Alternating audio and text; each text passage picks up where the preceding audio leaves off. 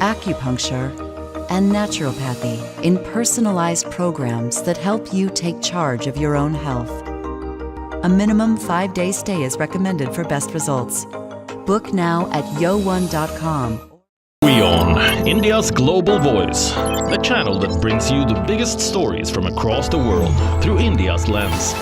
Now available in more than 190 countries worldwide. Because we believe that the world is one.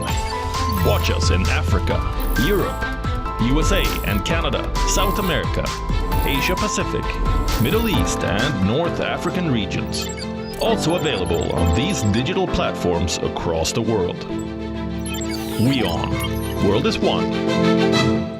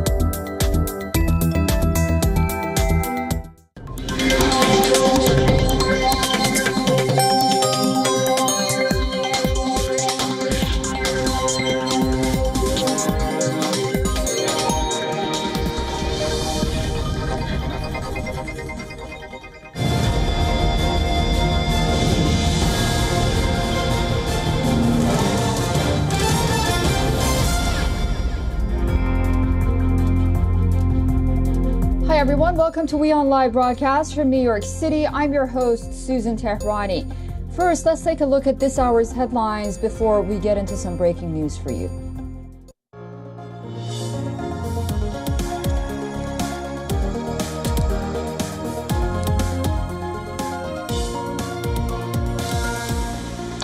Donald Trump's hush money case resumes with testimony from a banker who helped Trump's former attorney Michael Cohen open accounts.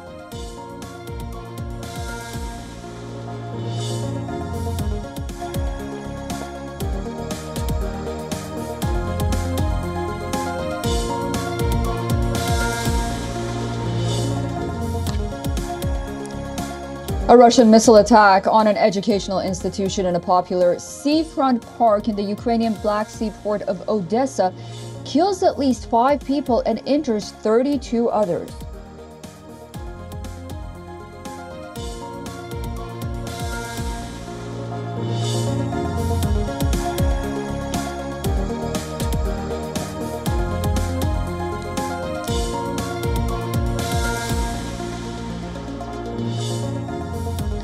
Prime Minister Benjamin Netanyahu says the Israeli military will launch ground offensives in Rafah with or without a truce with Hamas in Gaza.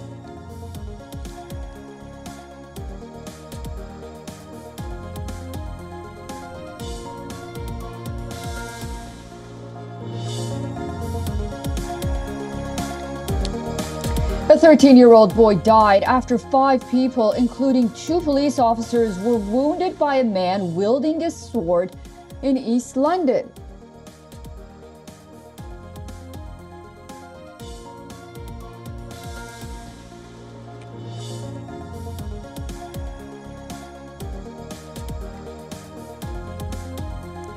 The EU's drug watchdog urges that anti-COVID jabs be updated before another round of vaccinations to counter a new variant of the virus, which is still claiming thousands of lives.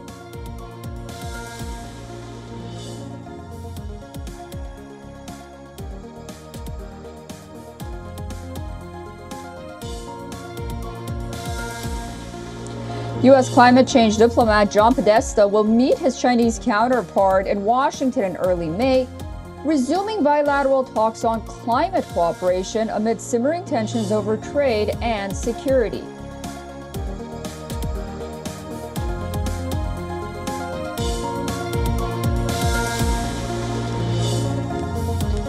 Defending champions Denver Nuggets sends the Los Angeles Lakers packing in the NBA playoffs, but is it the end of LeBron James's NBA career? The league's all-time leading scorer says, well, he's not sure.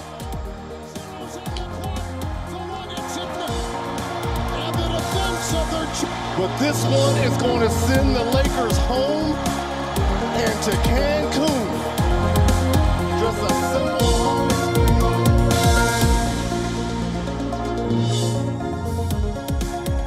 Starting off with some breaking news. Big news is coming in from The Hague. The United Nations Court rules against issuing emergency measures over German arms exports to Israel. The case was brought by Nicaragua to order a halt to German military and other aid to Israel amid the devastation in Gaza. Nicaragua, a long-standing ally of the Palestinians, alleges that Germany is enabling genocide by sending arms and other support to Israel. Israel, which isn't a party to the case between Nicaragua and Germany, strongly denies that its assault on Gaza amounts to acts of genocide and insists that it is acting in self-defense.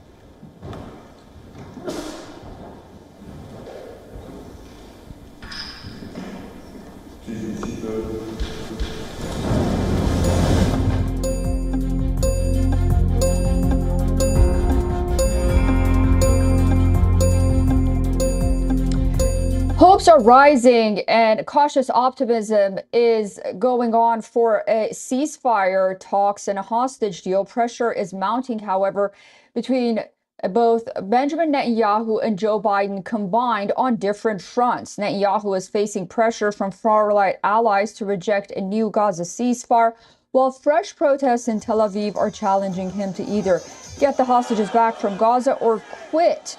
On the other hand, protests across U.S. campuses have become a new headache for President Biden, who is busy calling leaders on the phone to try to crack some kind of truce deal. The protesters are now flaring up despite suspension of some students from Columbia University.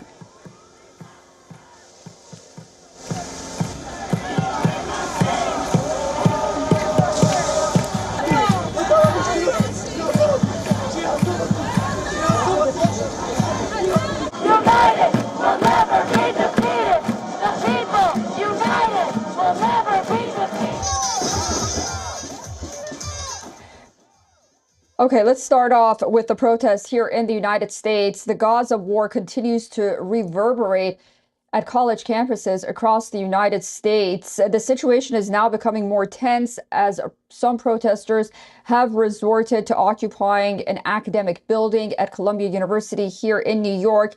Elsewhere, clashes with authorities are continuing, who are struggling to contain these protests, even after hundreds of arrests, suspensions, and warnings. At Columbia University, which has been the epicenter of these widespread protests, the situation has particularly intensified. Hundreds of students have broken into the iconic Hamilton Hall. They have laid siege to the academic building and have barricaded themselves inside it. Linking their arms, the protesters chanted pro-Palestinian slogans while also raised banners and unfurled Palestinian flag. They also renamed the Hamilton Hall to Hinds Hall in honor of Hinds Rajab, a 6-year-old girl who died in Gaza earlier this year in an Israeli attack. The building has had a long-standing connection with student protests. It was also occupied during the 1968 civil rights and anti-Vietnam War protests on campus. After the anti-Gaza war protests, which have intensified in the last 2 weeks, Columbia University has begun suspending the protesters as they have defied the deadline set by the authorities to leave the encampments. But students are not backing down.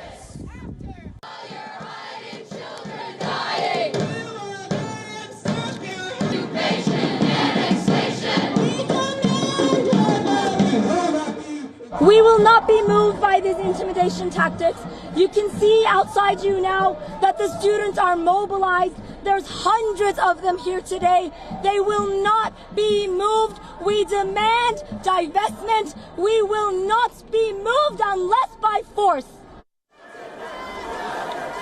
Situation is also tense elsewhere. At the University of Texas, campus police, backed by Texas state troopers, attempted to break up large protests. They used pepper spray and flashbang charges to disperse the gathering. 43 arrests were made at the campus, while hundreds of arrests have been made at other campuses across the country as well. These massive protests are becoming a huge challenge for the Biden administration ahead of upcoming elections. President Biden has so far declined to say if the demonstrators should face disciplinary action or not. He has maintained that students have the right to peacefully protest, but has also criticized anti-Semitic rhetoric and calls for violence.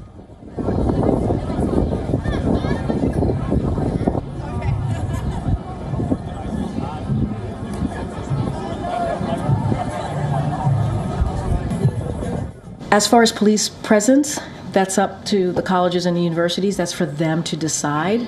And we have to be able to allow Americans to peacefully protest within the law. That is important, and that's what the president wants to see. I can't comment on every case. I can't comment on everything that we're seeing out there. What I can speak to is more broadly and what we want to see and what we've called out. Cautious hopes are building for a truce deal in Gaza as Hamas is currently preparing to respond to a new framework proposed by Egyptian mediators. The U.S. has called this deal the most generous Israeli proposal to Hamas.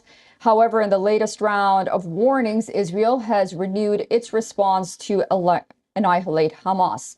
The Israeli Prime Minister Benjamin Netanyahu has said that the IDF will launch a ground offensive in Rafah, with or without a truce with Hamas in Gaza.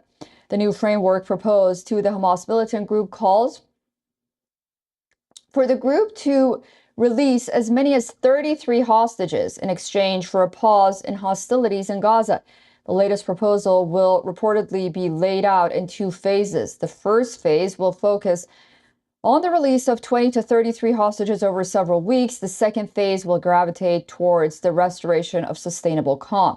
In this phase, the remaining hostages, captive Israeli soldiers, and the bodies of hostages will be exchanged for more Palestinian prisoners.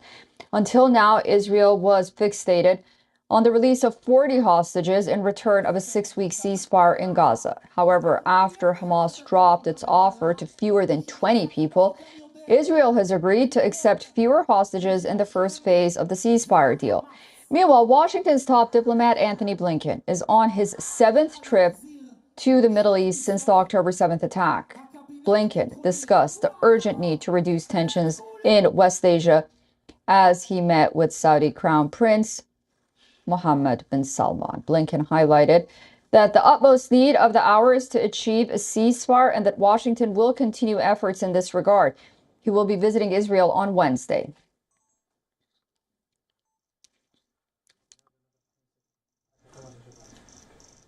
Hamas has before it a proposal that is extraordinarily generous on the part of Israel. And in this moment, the only thing standing between the people of Gaza and a ceasefire is Hamas. They have to decide, and they have to decide quickly.